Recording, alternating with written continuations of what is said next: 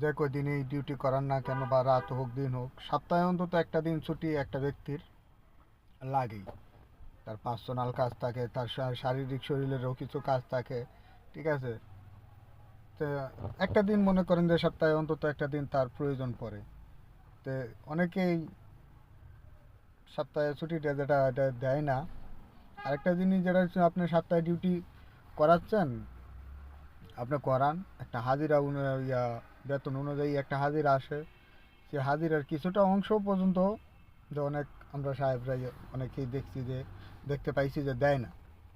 তো আসলে এটা এর জন্য দেন না দেখেই মনে করেন হয়তো আপনার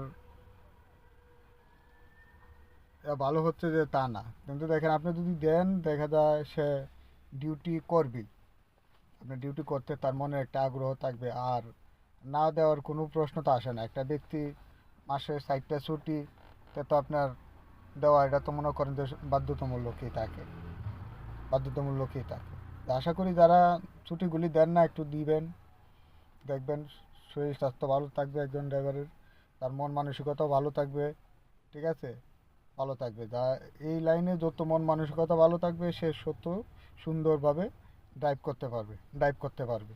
তো এই একটা জিনিস একটু কারণ ঘুম কম হলে কিন্তু মাথা সবসময় চড়া থাকে, যেটা আমরা সবাই জানি। তো অনেকে রাইতে দিনে ডিউটি করেও মনে করেন যে ছুটিটা দেন না। আর বিশেষ করে যতটুকু পারেন তার খাওয়ার বিষয় খেয়াল রাখেন আর না রাখেন, তার ঘুমের বিষয়টা একটু খেয়াল রাখবেন, ঠিক আছে? অনেকেই আছে রাত দিন 24 ঘন্টা ডিউটি করলে খাওয়ার কথা জিজ্ঞাসা করে না। আপনার খাওয়ার কথা জিজ্ঞাসা না করেন, অন্তত ঘুমের বিষয়টা একটু খেয়াল রাখার চেষ্টা করবেন যে সে ঘুমাইছে কিনা, তার ঘুম হয়েছে কিনা।